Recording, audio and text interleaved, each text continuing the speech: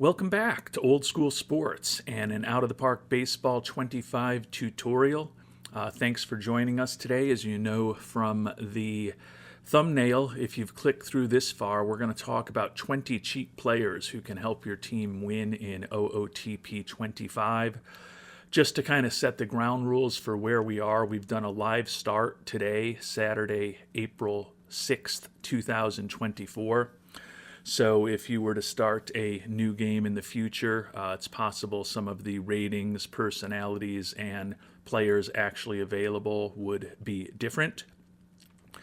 We changed the settings to 100% scouting accuracy, and I'm using the 1 to 100 rating system just to get as much granularity as possible when talking through these players. And I also clicked on to show the player personalities, since that can be important too. Other than that, though, this is just a basic start with all of the pre-programmed settings. Didn't do anything too interesting. And what we're going to talk about today is 20 players that are currently free agents that could certainly help your team win some games in OOTP 25. None of these players are in and of themselves going to deliver you a championship or a playoff spot. But what they are is they can be a cheap fix to kind of help you repair the damage in a broken locker room. It could be a strong defender up the middle who can fill in when your superstar is out with an injury for a couple of months. Could be a popular player to bring on board to help your team boost its fan interest a little bit, get more fans into the seats, and ultimately generate more money. And these can be guys like an effective platoon bat who might be able to give you 200 at-bats starting against left-handed pitching with above league average performance as a starter / pinch hitter without killing you defensively. None of these players are superstars. If they were, they certainly wouldn't still be free agents. But I think if you think about most teams in baseball have holes to fill on their roster. And even if you were playing with the big budget teams that have loaded rosters, the Atlanta Braves, the Los Angeles Dodgers, the New York Yankees, the Texas Rangers, and there's many others that I could mention as well. Even when you play with those teams, you're going to have injuries, you're going to have players who are ineffective, you're going to have position groups where you have 2, 3, 4 injuries and you need to find some help. And with a lot of these players, these are also guys who would be willing to sign minor league contracts. So with some of them, you can just stash them on your AA or AAA teams to give you some additional organizational depth. So not claiming that anyone here is a superstar. As I said, if they were superstars, they wouldn't be on the free agent list here on April 6th. But I think these are all guys who could be interesting choices to help fill some holes on your roster, either now or as the season moves along. And if you're new to the channel and you enjoy this type of content, would sincerely appreciate it if you subscribe to the channel, throw us a thumbs up, and most importantly, whether you're new or not, if there's other players that are free agents right now that have helped your teams or that you think offer good value, would love to hear those down in the comment section below. Give the viewers of this episode even more than just the 20 names that I've come up with. And with that, we're going to get into the 20 players that we've selected. There's going to be 2 catchers, 5 infielders, 5 outfielders, and 8 pitchers. I think if you built a team with these 20 players as your cornerstone, it's probably about a 50-win team in the major leagues. It would not be a very good team. But again, the point isn't necessarily to build a team filled with these players, unless maybe you're the Miami Marlins or the Oakland A's at this point, but rather to use some of these guys to supplement some holes on your team. And as I mentioned, since most of them would sign minor league contracts, you can even use them to bolster your farm system and just give your team some depth for when those inevitable injuries do occur. And the 2 catchers I'm going to go with would give you a nice potential defensive platoon at least. Jorge Alfaro is one of the highest rated catchers who's on the free agent market. Solid defensively with an excellent arm, and he's a right-handed hitter who is a pretty useful bat against left-handed pitching. Probably wouldn't want to play him against right-handed pitching if at all possible. But if you needed a good backup catcher or a backup catcher with good defense, I think that Alfaro as a right-handed bat is certainly one to think about. And the left-hander that I'm going to pair with him is Juan Centino. Brings some positive personality traits into the clubhouse. He's even better in terms of his catcher blocking, and catcher framing than Alfaro is. Doesn't have quite the arm, but still an above-average arm. And he's a left-handed hitter who could be respectable against right-handed pitching for you. Definitely lacks the home run power. But again, we're not going to be finding superstars at this point when the season has already begun. The fact that he is more than competent defensively and he's a good influence in the clubhouse makes Centeno, to me, a guy that you should consider picking up to fill some holes. Turning to our infielders, Lewin Diaz, 27-year-old first baseman, does not bring much at all to the table defensively. But he is a left-handed hitter, and if you needed help against right-handed pitching, he definitely can hit the ball out of the park. And he's not horrible in terms of his contact and his ability to draw walks. Not a big-time player by any means, but if you needed to give some at-bats to a first baseman or a designated hitter against right-handed pitching, and you're right up against your budget, Lewin Diaz is someone to consider. Another player to consider, second baseman Jonathan Schoop. Solid defensive ratings. Right now he's trained up well at first and second. With those ratings, he could certainly also play third, and he could play short in a pinch. He's durable, so if you need him as an injury substitution because of his good glove, he probably will be able to go out there and help you every day. Right-handed hitter, looking at his ratings, he is definitely a little bit better against left-handed pitching than he is against right-handed pitching, as you would expect. Moving further down the list, which we just have sorted by overall ratings, so it's defaulting to alphabetical order. Shortstop Jason Guzman, 25-year-old out of the Dominican. This is a guy who I think a lot of teams could pick up because he's only 25 years old, and at least according to the 100% scouting accuracy, there's some pretty significant room for him to improve his ability to make contact and avoid strikeouts. Don't know whether he'll achieve that or not, but he's a guy who's useful now, who could become more useful in the future.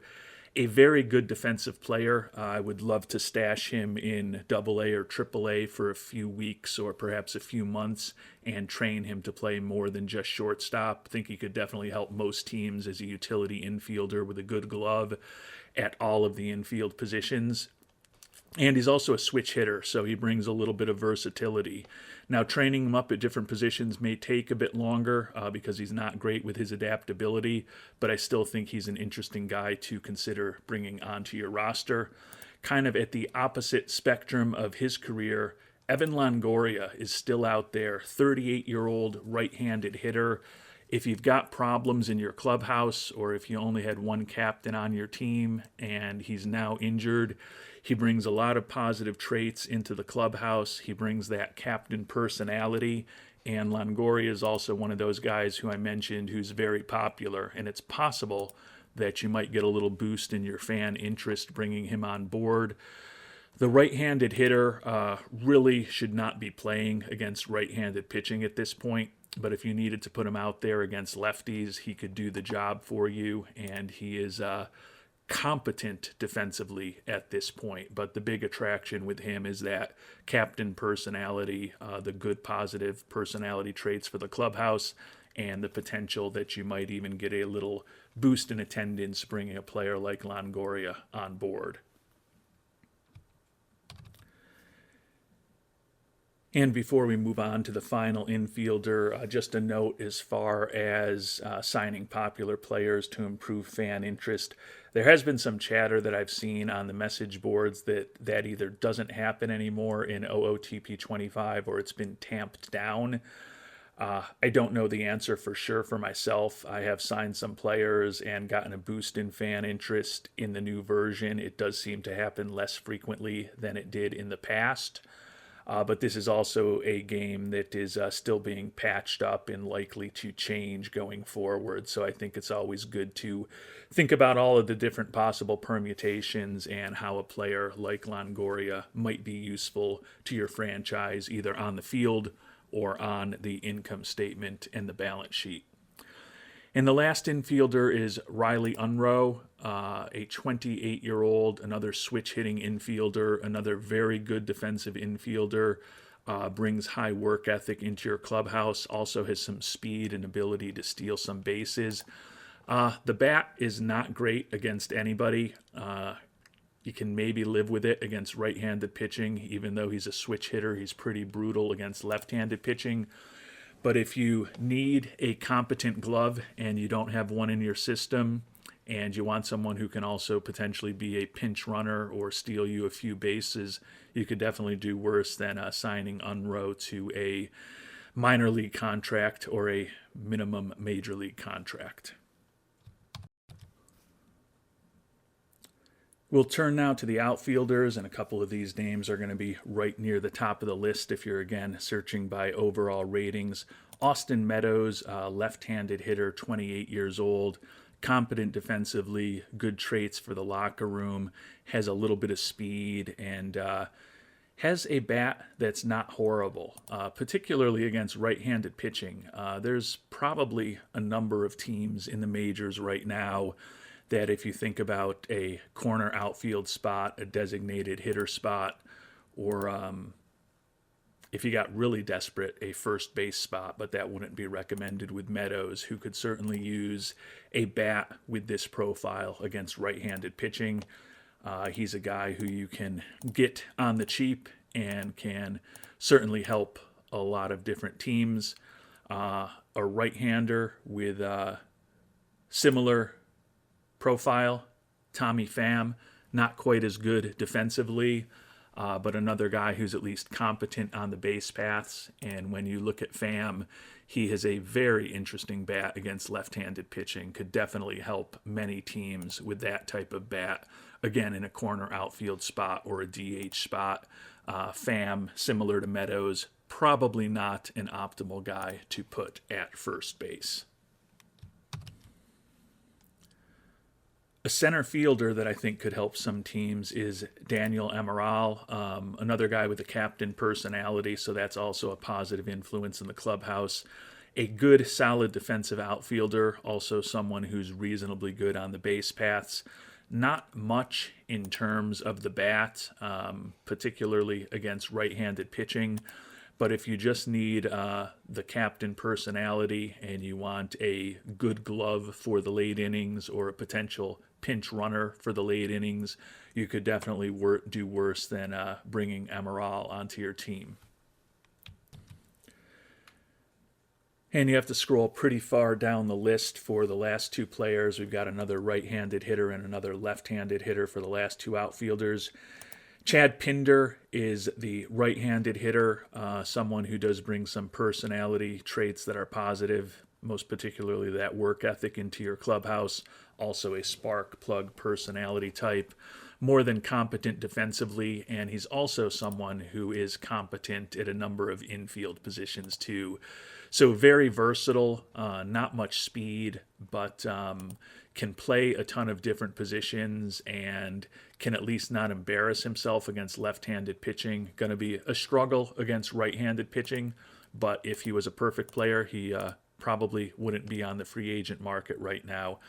And then last, but probably not least, is the left-handed hitting left fielder Blake Rutherford, competent corner outfielder, brings high work ethic, a little bit of speed into the clubhouse.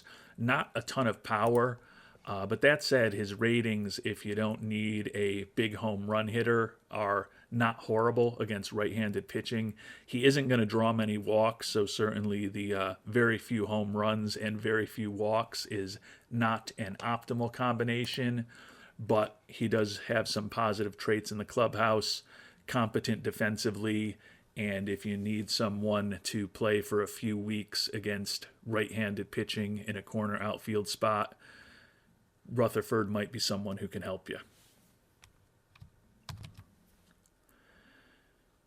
And we'll turn now to the 8 pitchers that I think can help your team for a very cheap price. And I, in my opinion, will say that the pickings for the pitchers are even a little slimmer than they are on the free agent market for the position players. We're going to talk about 4 starting pitchers and 4 relievers. The first 2 starters we're going to talk about are actually players who are hurt right now. Matthew Boyd, recovering from a torn UCL and Tommy John surgery.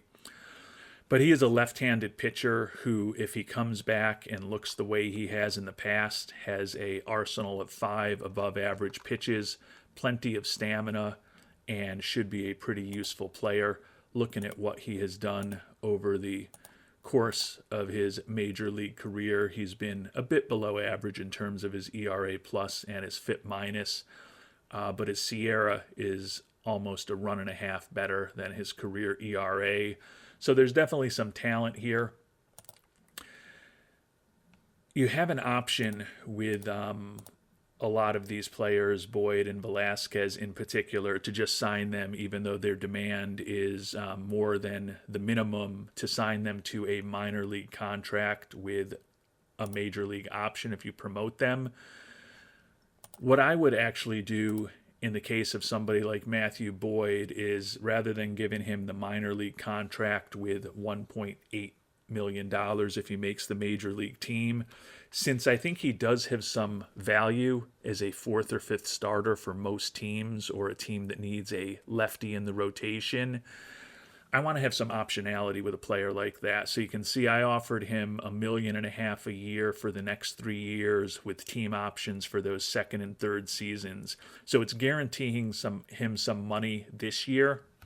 But if he comes back and he's an effective major league pitcher, we've got him at a very reasonable price if we want to keep him for the next couple of years. So in addition to just signing players to a minor league contract or signing a player to a minor league contract with a major league option if they get promoted, if there's someone who you think is a legitimate major leaguer, maybe try to give them a 2, 3, 4-year contract with some team options at the end of it, and you might get yourself a player who is a good contributor on your 26-man for the next few years at a pretty bargain price.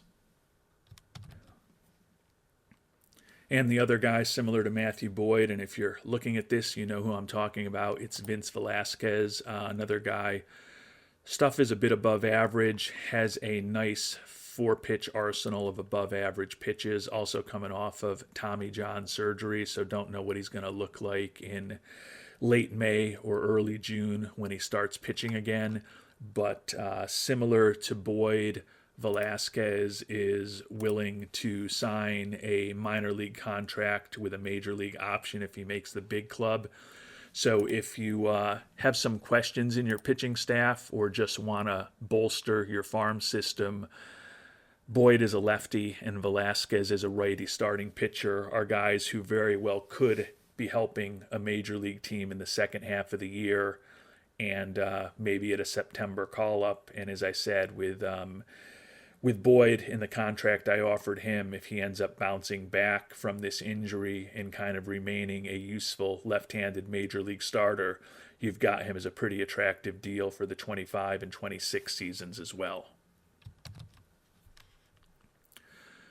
Turning to a couple of starters who could help you more immediately, Tyler Ivey, 27-year-old, has a 4-pitch arsenal, including an excellent curve and a well above average changeup, plus stuff, plus movement. The issue with him is his control. He's got enough stamina to be a 5-inning starter, doesn't throw incredibly hard. It's just a matter of how many batters he's going to walk, but you certainly could go into your strategy settings with him if you signed him, and perhaps lower his willingness to pitch around people and intentionally walk people to try to just rely on his good stuff. A fourth starting pitcher to think about is Corey Abbott, 28-year-old, somewhat similar profile. He's got 4 good pitches. His stuff and his movement are fine. His control is also the issue. Has a little more stamina. Certainly, as I mentioned, I think Boyd and Velasquez are at a different level than these other guys, but beggars can't be choosers. And if you need a starter for a few starts right now because of some injuries, Ivy and Abbott are 2 guys that I would consider. Turning to the relievers, the final 4 players we'll talk about. First is Victor Arano, a 29-year-old from Mexico.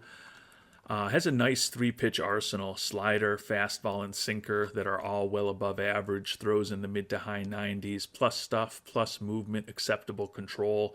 The big issue with him is that his stamina is incredibly low. He's really kind of a 1 inning, hopefully 3 or 4 batter kind of guy. But as a right-handed arm out of the bullpen who should be able to do a pretty respectable job for you in small doses, Arano is an interesting guy to consider. And taking a quick look at his stats, although he's only had the opportunity to pitch 116 1/3 innings in 116 games, to my point about him being a 1-inning guy over the course of 4 major league seasons, he's put up a 1.22 ERA plus and an 84 FIP minus over the course of his career. Been an above average pitcher in terms of his FIP minus every year that he's been in the majors, so certainly a guy that could help some bullpens. If you feel like you need a lefty reliever, Luis Amaya is someone to consider, a 25-year-old out of Venezuela. He's also a guy who we think has some more potential to get better. 3-pitch arsenal, they're kind of borderline major league quality right now, but as a guy to stash in AA or AAA and kind of work on things, he could be a guy with plus stuff and plus movement, similar to some of the pitchers we've talked about. The control with him looks like it might always be an issue. But as a developmental prospect to help increase the depth of your minor leagues, Amaya, somebody that I'd consider bringing on board. Back to a right-handed reliever, Zack Birdie. 3-pitch arsenal, including a pretty good fastball, throws in the high 90s, does have extreme fly ball tendencies, so there's going to be some parks where he'll work better and he won't work as well. Average stuff, averages movement, the control not great, and the stamina not great, but beggars can't be choosers, and Birdie is someone, if you need a 1-inning pitcher and you want someone who throws hard, you could do worse. But you could probably also do better if you've got some money to spend and you tap the trade market. This is just guys to help in a pinch when you don't have any money to spend. And last but not least, and it's actually back in the list of the starters, I had messed up in when I was taking notes, but the final pitcher to talk about is Shawn Anderson, 29-year-old with a 3-pitch arsenal, could be a high-volume reliever, but certainly has the stamina, and with a 3-pitch arsenal, could be a starter as well. The stuff and the control are borderline acceptable, decent movement on his pitches, couple positive personality traits. Certainly probably not someone you want starting 30 games a year, but if you've got some critical injury issues early and you just need someone to soak up 5 or 6 innings and take one for the team and maybe give you a chance to win a couple of the 5 or 6 games he might pitch for you, I think Anderson could help some teams in that type of role. And in case it's helpful to anybody, we put those 20 players onto a short list that we have listed here.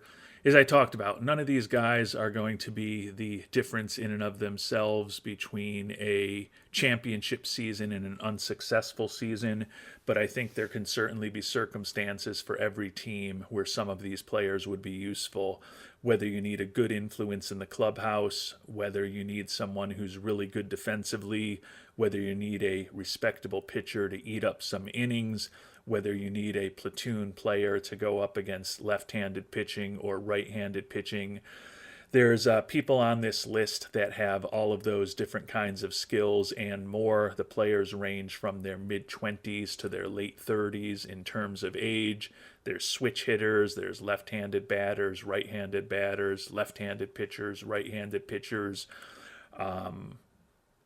I think it's an interesting list of guys that you could use, as I noted earlier, to help your major league team right now, or to just stash a few of these people in your organization to help in the event of injury, and in some cases with some of these younger players to see if they develop from kind of a AAA or 4A kind of player that they might be today to somebody in a perfect scenario who could be a useful player for your team for several years to come. So, as I mentioned at the outset, if you've got other players that you think you would put on a list like this or that have been really useful to you, filling in some of the holes that inevitably develop over the course of a season in OOTP 25, would love to hear about them in the comment section down below. Until our next episode and our next tutorial, thanks so much for watching and hope you have a great day.